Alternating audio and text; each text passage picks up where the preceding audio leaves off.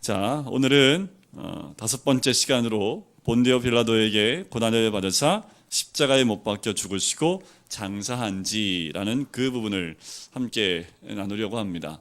우리가 다 알고 있는 거지만 한 번 더 그 의미를 좀 깊게 점검해 보고, 또 우리가 믿고 있고 우리가 알고 있지만 다시 이 활자체로 보면서 우리가 어떤 의미가 있는지, 주님의 죽음과 그 고통과 그 고난이 어떤 의미가 있는지를 한번 보도록 하겠습니다. 오전에 함께 나눈 말씀 기억하시지요? 주님과 한 주간 동안 사귐이 무엇인지를 좀 한번 묵상하는 한 주가 되었으면 좋겠고요. 한 가지 더 부탁드리고 싶은 거는 어떻게 사귈까? 우리 주님과 사귐이 어떻게 주님과 친밀하게 사귀는 것이 사귀는 걸까? 이거에 대한 궁금증을 가지고 기도하셔야 됩니다. 어떻게 한 게 친밀함이지? 우리 주님과 어떻게 해야지 좀 더 친밀해질 수 있을까? 이거에 대한 물음표를 가지고 우리가 살아야겠지요. 아까 말씀에도 말씀 안에서 주를 만나는 것이 가장 좋습니다. 그러니까 이번 한 주간 동안 어떻게 하면 주를 친밀하게 만날 수 있을까요? 이번 한 주간은 특별히 이번 한 주간은 뭐 하는 주간이에요? 특별히 이번 한 주간은 뭐 하는 날이라고요? 그렇지, 암송. 네, 이번 한 주간은 암송으로 주님과 친밀함을, 우리 아이들 고개를 절레절레, 우리 집 아이들도요 지금 트레이닝이 들어가기 시작을 했습니다. 좀 늦게 들어갔는데 22구절 이렇게 많지 않아요. 뭐 52구절 했던 경험도 있기 때문에 뭐 22구절 반짝하면 할 수 있습니다. 우리 애들 때는 그 머리에 그 뇌가 개발이 돼요. 그죠? 이제 나이가 들수록 머리에 암송하는 게 떨어지잖아요. 그죠? 그런데 이 머리는요 퇴화하는 게 아니랍니다. 암송을 계속하면 할수록 뇌세포가 살아난대요. 이건 제 말이 아닙니다. 그래서 안 믿는 얼굴이신데 진짜예요. 그래서 노력을 하고 외우려고 하면요 뇌세포의 암송 능력이요 자꾸 생긴대요. 그것은 나이하고 상관없다고 얘기를 하더라고요. 그러니까 노력을 하셔서, 우리 어르신들이 딱 모이면 제일 먼저 하는 찬양이 뭔지 아세요? 그렇지요. 내가 한번 묵상을 해봤어요. 왜 우리 어르신들 모이면 항상 그걸 할까? 이 암송하시려고. 그지요? 그걸 잊지 않으시고 성경 66권 처음부터 끝까지 순서도 암송하시려고 딱 모이시면 제일 먼저 스타트가 창세기 출애굽길의 위기 신명기. 왜? 민수기 신명기? 아니, 노래로 외우질 않아가지고 노래로 하면 제가 헷갈려요. 그래서 우리 어르신들이 늘 이렇게 암송하시려고 노래로 함께 하는 걸 제가 알고 있습니다. 한 명도 도망가지 마시고 다 참석하시고 암송했으면 좋겠습니다. 자, 오늘 함께 나누는 부분은 예수님의 죽음에 대한 부분입니다. 자, 제가 시절 다 나눠드렸는데 예수님의 고난의 범인데, 성경에서 예수님의 고난의 그림자와 같은 역할을 했던 사람이 욥입니다. 욥이 얼마나 부자였고 얼마나 하나님 앞에 올바른 사람이었던지 욥기서가 따로 적혀 있을 만큼이라는 거지요. 그 욥이라는 사람은 아브라함 시대 그 이전에 살았다라고도 보통 얘기를 합니다. 족장 시대로 보기 때문에 창세기 가운데 보면 11장 정도에 적혀 있었던 사람이 욥이었을 것이다 라고 짐작을 합니다. 이 욥은 당대 최고의 의인이었고 부자였습니다. 누가 인정했어요? 하나님이 인정했던 의인이었습니다. 그리고 부자였다라는 거지요. 그런데 하루아침에 어떻게 돼요? 재산이 홀랑 다 사라지고 하루아침에 자녀들이 싹 다 죽임을 당합니다. 거기에 머무르지 않죠? 그 몸에는 뭐가 걸려요? 이 가려움증, 머리부터 발끝까지 피부병이 일어나서요 기왓장으로 긁어요. 이게 아마도 그 몸에 태열이라고 보통 얘기를 하는데, 아토피가 심하면 이게 뭔지 아시더라고요. 아토피에 걸린 제가 아이들 몇 명을 봤는데 정말 이 피가 나도록 긁어도 시원하지가 않아요. 그래서 또 긁게 되고 또 긁게 되는데, 지금 아마도 이 아토피보다 이 욥이 걸린 병은요 더 중한 병이죠. 기왓장을 가지고 온몸을 긁어요. 피가 나도 또 딱지가 나도 또 긁어요. 그 고통이 얼마나 심하겠습니까? 거기에 머무르지 않지요? 그 남편 욥을 보고 아내가 뭐라고 합니까? 하나님을 저주하고 나가 죽으라 하고 떠나가 버립니다. 철저하게 홀로 남아있는 그 욥은 자기의 죄로 인해서 이 형벌을 받았다라고 성경에 나오지 않아요. 그런데 이 욥이 겪은 그 고난은요 성경의 그 어떤 사람보다 이 욥이 겪은 그 고난을 겪은 사람이 없을 정도라는 거지요. 그래서 예수님의 고난의 그림자와 같은 역할을 한다라고 할 수 있는 겁니다. 예수님은 욥과는 비교할 수 없는 완전한 의인이었습니다. 죄가 없으셨지요. 하늘의 모든 영광을 가지셨던 분입니다. 그런데 그가 겪었던 고난과 그 죽음, 그것은 가장 고통스러웠던 고난과 그리고 고통이었다라는 거지요. 욥의 고난은 우리에게 이런 질문을 던져줘요. 의인은 왜 고난을 받아야 하는가라는 거지요. 우리 예수님에 대해서 묵상할 때 우리가 늘 기억하는 거, 그리고 제가 늘 강조하는 건 십자가를 많이 얘기하잖아요. 그죠? 십자가가 예수님의 고난과 고통의 가장 대변되는 모습이기 때문에 예수님의 죽음과 고난을 십자가로 이야기를 합니다. 자, 우리의 신앙 고백 가운데에도 이 예수님의 죽음을 본디오 빌라도에게 고난을 받으사 십자가에 못 박혀 죽으시고 장사한 지 이렇게 나옵니다.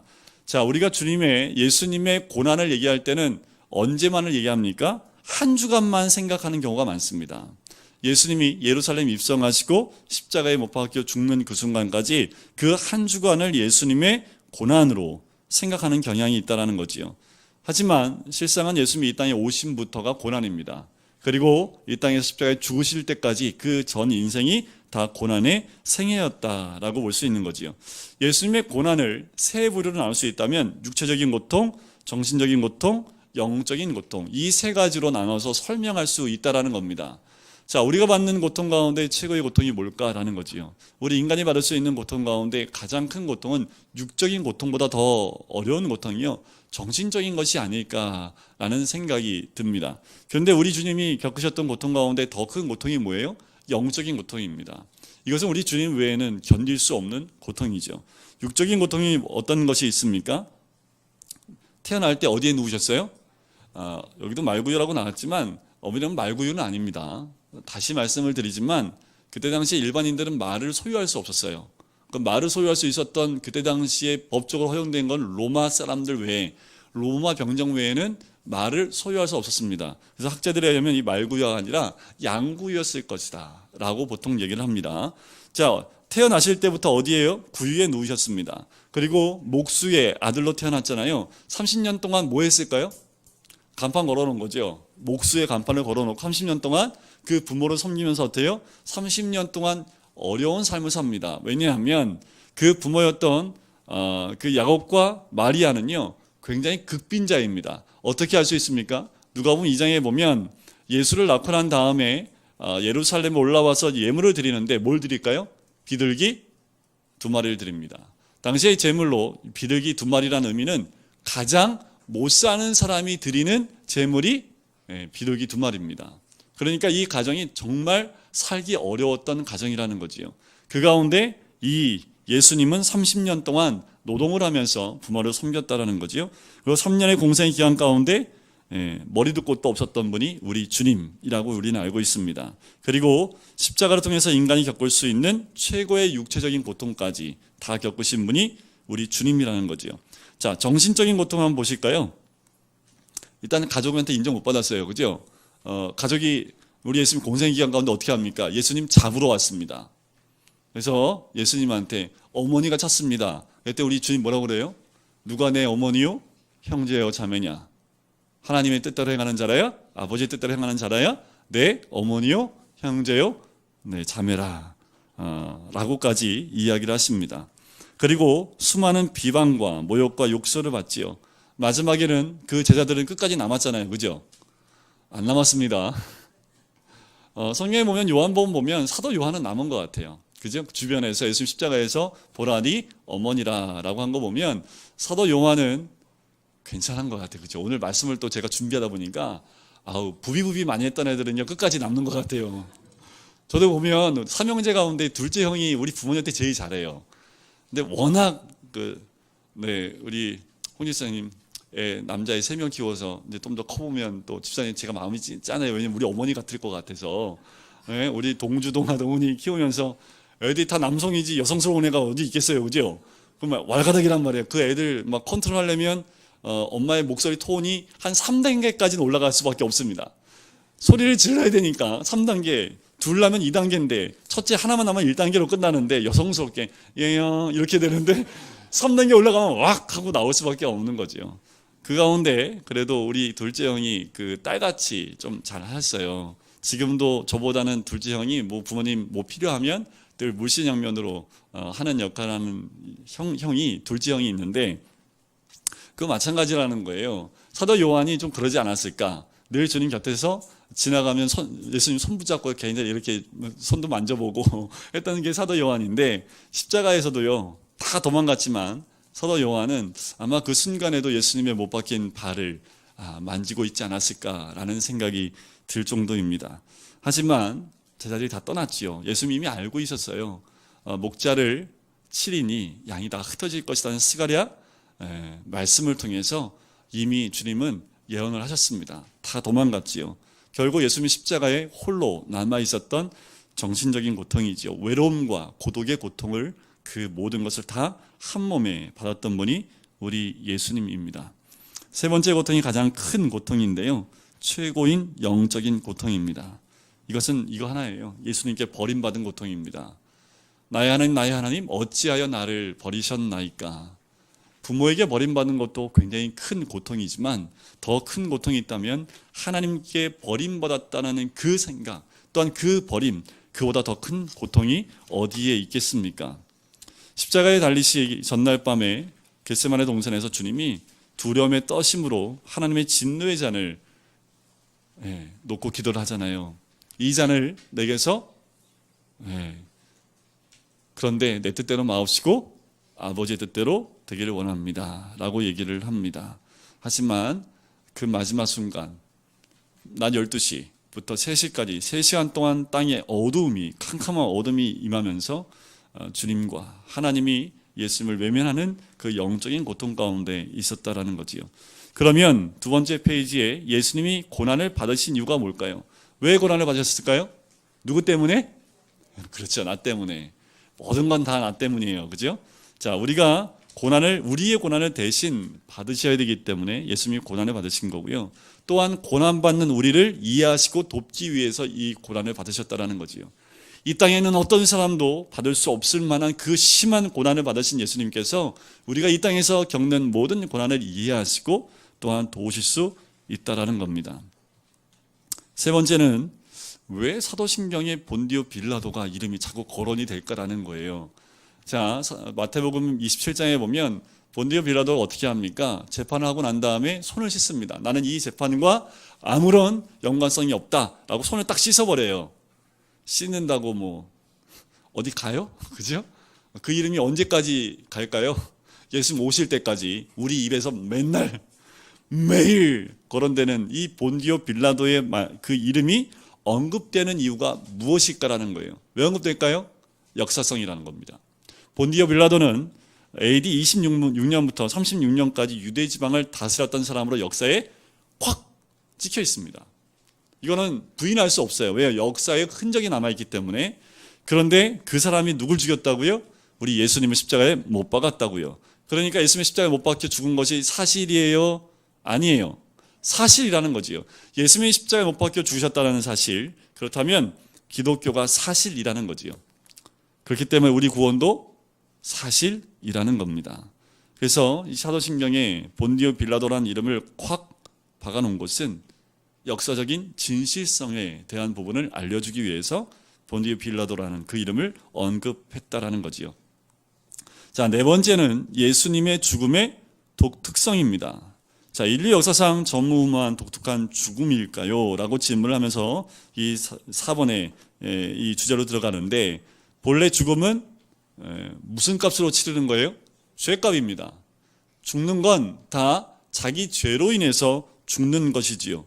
그 죄의 근거가 아담의 불순종으로부터 인한 이 땅에 죄로 들어와서 그 죄로 말미암아 죽음이 사망이 이 땅을 지배하게 된다는 거죠. 이 사망은요, 나이에 많고 적음에 상관이 없습니다. 사망이 오면 어떻게 될까요? 모든 사람은 두려워합니다. 사망 앞에 두렵지 않은 사람은 단 한 명도 없어요. 그것은 믿는 사람이나 믿지 않는 사람이나 다 동일합니다. 하지만 우리가 다른 것은 예수의 죽음으로 우리는 어떻게 해요? 속죄함을 받았다라는 거지요. 자, 우리 예수님이 성령으로 잉태하여 동정녀 마리아에게 나셨기 때문에 우리 예수님은 완전한 인간이긴 했지만 죄가 있는 분이에요, 없는 분이에요? 없는 분이라고 말씀을 드렸습니다. 그렇다면 예수님이 죽으실 이유가 없는 거죠. 왜요? 자기 죄가 없는데 죽을 이유가 없죠.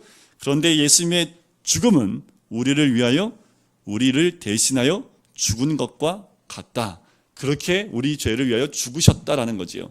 예를 들면 구약 시대에는 제물을 가지고 올 때 양을 가지고 옵니다. 그리고 그 양을 어떻게 합니까? 그 끌고 온 사람이 머리에 안수를 해요. 그리고 그 양을 직접 잡습니다.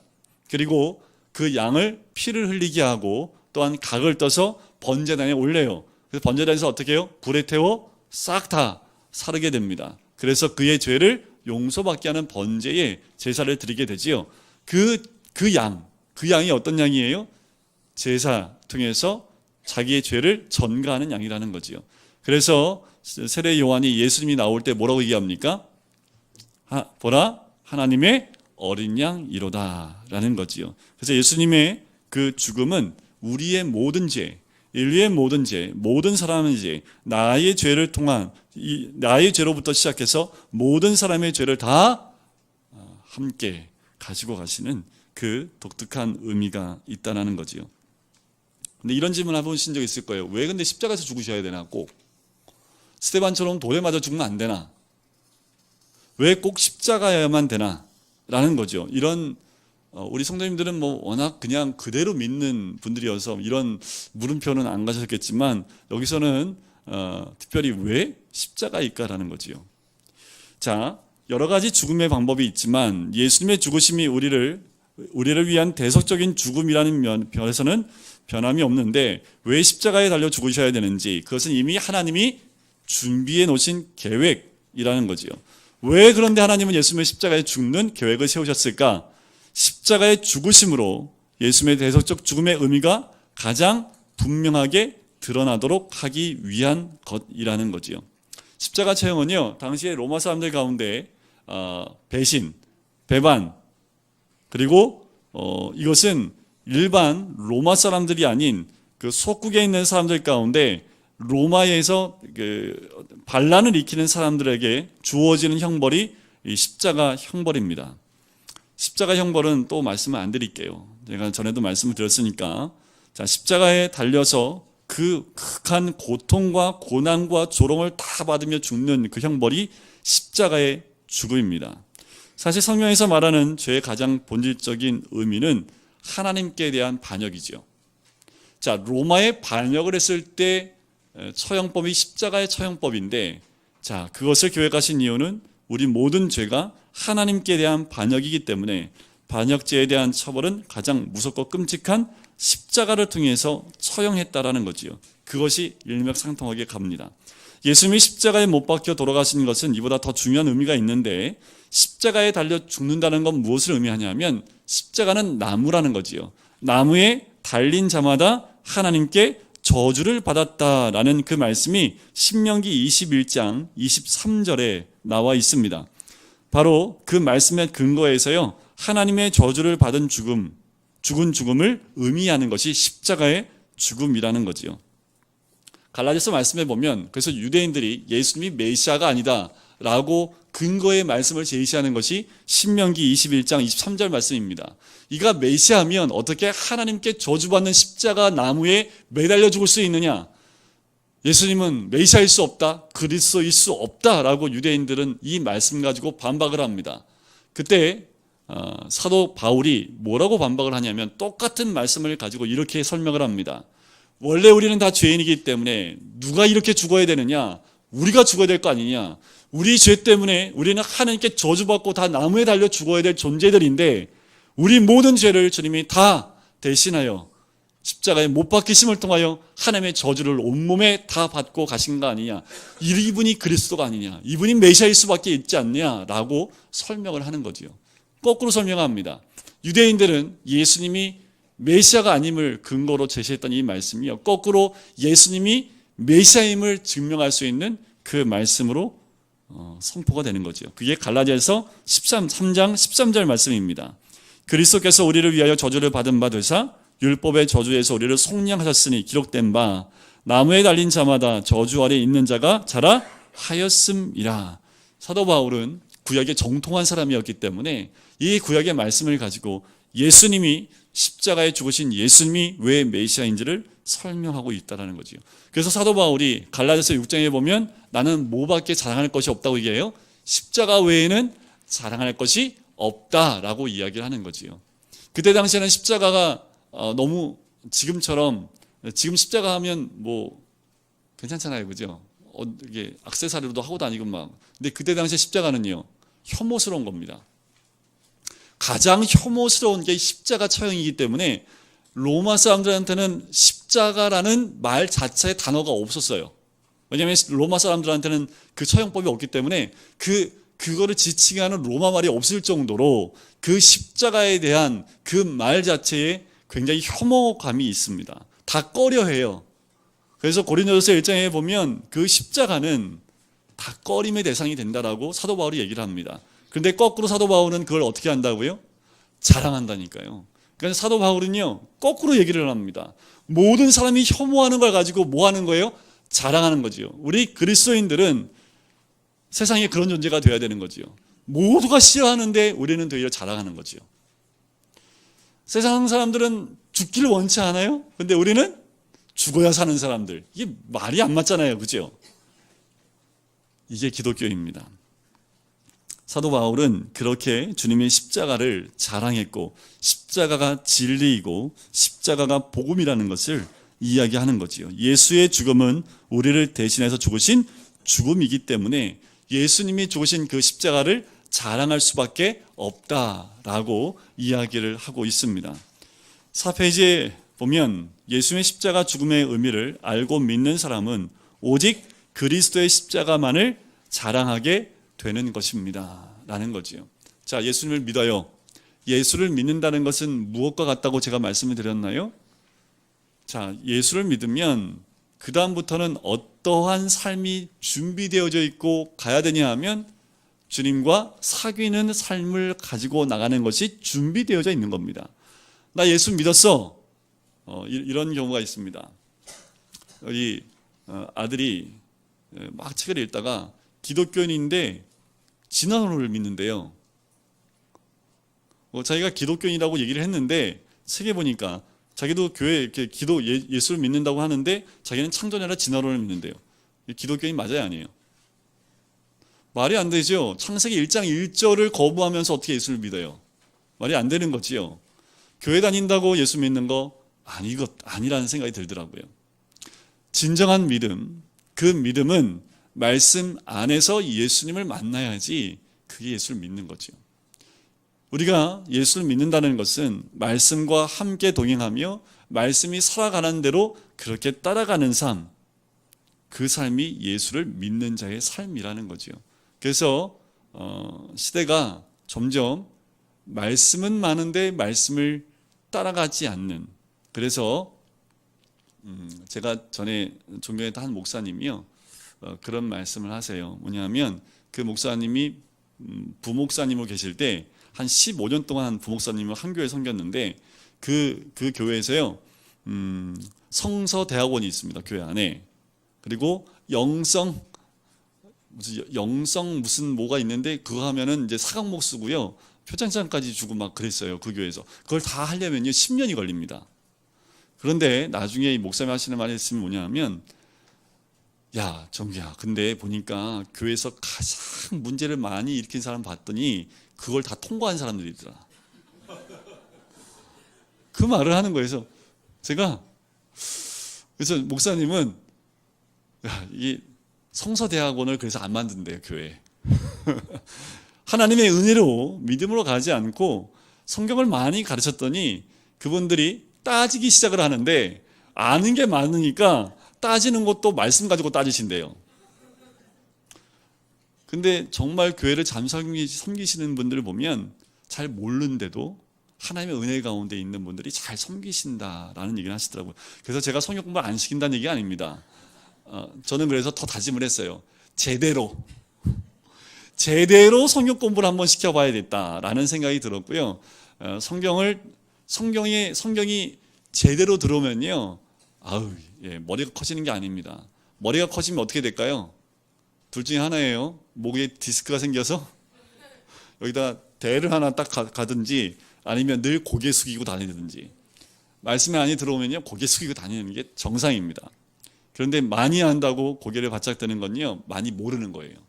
성경을 정말 아는 사람은요, 고개를 숙입니다. 왜요? 성경을 안다는 건 누구를 안다는 거예요? 예수님을 아는 거잖아요. 예수님을 아는 사람이 고개를 들고 다닐 수 있어요? 없지요. 예수님은 늘 뭐를 들고 다니시는데요? 십자가를 들고 다니시는데, 말씀을 나 많이 하라. 그 말은 뭐예요? 나는 항상 십자가를 지는 자리에 내가 있어 라는 말과 같다라는 거죠. 또 이러면 성경 공부 안 하시겠네. 성경 공부하면 맨날 십자가 지고 맨날 남들 안 가는 고기가 있어야 되니까. 그런데요, 그게 천국입니다. 그래서 천국 가면요, 윗자리 아무도 없대요. 천국 가면 사람이 다 어디에 모여 있어요? 저 바깥에 그냥, 네, 다 바깥에 모여 있고, 정말 저 윗자리에는 아무도 없고 항상 밑에만, 네, 그게 천국입니다. 낮은 자리에 임하는 것, 그리고 남의 종이 되는 것, 그것이 가장 으뜸이 되는 하나님의 은혜잖아요. 성경 말씀을 많이, 그래서 우리가 알고 배워야 되는 것, 주와 동행하기 때문에 그렇습니다. 예수님의 죽음이 신자들에게 주는 의미는 두 가지지요. 죄의 형벌을 용서받았다라는 겁니다. 그래서 우리가 구원을 받았다라고 얘기를 하는 겁니다. 자, 다시 한번 말씀드리는데 이거는 꼭 기억하셔야 됩니다. 우리가 예수 믿음으로 천국을 가는 게 맞아요? 다시 제가 정립을 좀 해드릴게요. 자, 우리 예수 믿고 천국 가는 거 맞아요? 틀려요? 맞지요? 진짜 맞아요? 자, 거꾸로 물어볼게요. 우리가 천국 못 가는 이유가 뭡니까? 예수 안 믿어서 천국 못 가요? 뭐 때문에 천국을 못 갑니까? 뭐 때문에 못 가요? 예수님 안 믿어서 못 가는 거예요? 아니면 천국 못 가는 이유가 뭐야, 동주야? 아, 몰라. 네. 동주 때문에 제가 이 말을 하는 거예요. 네. 왜 천국을 못 갈까요? 죄 때문이죠, 죄 때문에. 예수 안 믿기 때문에 천국 못 가는 게 아니라 우리 죄 때문에 천국을 못 가는 거잖아요. 그죠? 예수를 믿어서 천국 간다는 건 뭐예요? 엄밀히 정확하게 얘기하면 예수님을 믿음으로 우리의 모든 죄가 사함을 받았기 때문에 천국을 가는 겁니다. 근데 그걸 간략하게 예수 믿고 천국 가세요라고 얘기하는 거죠. 근데 너무 간략하게 얘기하다 보니까 뭐가 빠져버렸어요? 우리 죄가 빠져버렸어요. 기독교는 죄가 빠져버리면 은혜가 없습니다. 우리가 언제 은혜를 받아요? 내가 죄인인 것을 느낄 때, 내가 정말 죄인이라고 생각될 때, 정말 저는 오라 공고한 사람입니다, 저는 죄인입니다 라는 그 죄에 대한 인식이 있을 때 하나님의 은혜가 임하는 거잖아요. 그죠? 그런데 예수 믿고 천국 갑니다 했더니 죄가 싹 다 빠져버리니까 죄에 대한 언급이 없는 거지요. 우리 예수님이 십자가를 왜 졌어요? 뭐 때문에 졌어요? 내 죄 때문에. 그죠? 그것을 믿으면 우리가 뭘 받아요? 구원을 받는 겁니다. 그러면 우리는 거꾸로 얘기를 해요. 또 얘기를 하는데, 예수님 만나려면 우리는 어떻게 하면 예수님 만날 수 있어요? 내가 죄인이어야지 만날 수 있는 거예요. 예수님은 의원이 누굴 만나야지 의원입니까? 건강한 사람 만나요? 아니면 아픈 사람 만나요? 아픈 사람한테는 의원이 필요하잖아요. 그거 똑같은 거예요. 마태복음 9장에 나옵니다. 우리 예수님은 누구를 만나러 왔어요? 죄인을 만나러 왔다고 분명히 말씀하고 있습니다. 예수님 만나고 싶잖아요. 그죠? 그래서 제가 하나 공식을 말해줬어요. 예수님 만나고 싶어요? 그러면 제일 먼저 해야 될 게 뭐예요? 내 죄를 발견하면 됩니다. 내 죄를 발견하고 주님 전 죄인입니다 하면 그 순간에 누굴 만나요? 거짓말인 것 같이 여러분들 다 저를 쳐다보시는, 거짓말 아니에요. 자, 우리가 구원받았다라는 것은 예수님의 십자가로 우리의 죄의 문제가 해결됐기 때문에 그래요. 용서함 받았기 때문에 그래요. 그래서 우리가 구원을 받은 겁니다. 우리가 천국 백성 될 수 있는 것, 원래는 지옥 백성이었다가 영원히 멸망받을 수 있는 백성이었다가 예수님이 우리 죄를 다 용서해 주심을 통해서 어떻게 해요? 천국 백성이 됐다라는 거지요. 그래서 두 번째, 우리가 누릴 수 있는 것이 무엇일까요? 주님의 죽으심을 통해서 죄의 종 노릇으로부터 해방됐다는 거죠. 로마서 6장 6절 말씀 거기 나오죠. 우리 같이 한번 읽어볼까요? 시작. 우리가 알거니와 우리의 옛사람이 예수와 함께 십자가에 못 박힌 것은 죄의 몸이 죽어 다시는 우리가 죄에게 종노릇하지 아니하려 함이니. 자, 우리 종노릇하고 있지 않지요? 이제 여기서부터 우리의 신앙은 요한 1서와 함께 가자라고 제가 말씀을 드리는 거예요. 자, 우리는 죄의 종노릇에서 해방이 됐어요. 우리 여태까지 우리가 죄의 종노릇 했잖아요. 그죠? 예수님 모를 때까지는. 근데 예수 믿고 난 다음에 우리는 다시 어떻게 해요? 옛사람 다 죽었고 새 사람이 됐기 때문에 이제 죄의 종노릇 하지 않고 새 사람으로 자유인이 됐어요. 그죠? 그럼 우리 자유롭게 살아야 되잖아요. 자유롭게 살고 계시죠? 이 자유는 뭐에 대한 해방에 대한 자유예요? 죄의 종노릇에서 해방된 자유입니다. 진리를 알지 진리가 너희를 자유롭게 하리라. 그런데 자유로우시죠? 뭘 알아서요? 진리를 알아서. 정말 자유로우십니까? 그런데 우리는 죄의 종은 아닙니다. 그런데 아직도 죄의 종노릇을 하는 그 모습들이 남아있다는 거지요. 이 모습들이 나로 하여금 어떻게 해요? 또 죄의 그 법 아래로 우리를 끌어잡아 당기는 그 모습 때문에 사도 바울이 또 고민하고 또 기도하고 또 예수님 만나고 이제 해결됐다. 생명의 성령의 법이 나를 죄와 사망의 법에서 나를 구원하였다라고 고백을 하는 거죠. 한 번만 하면 됐을까요? 사도 바울이 한 번만 했을까요? 로마서 쓸 때가 언제 했을까요? 3차 선교여행할 때 로마서를 씁니다.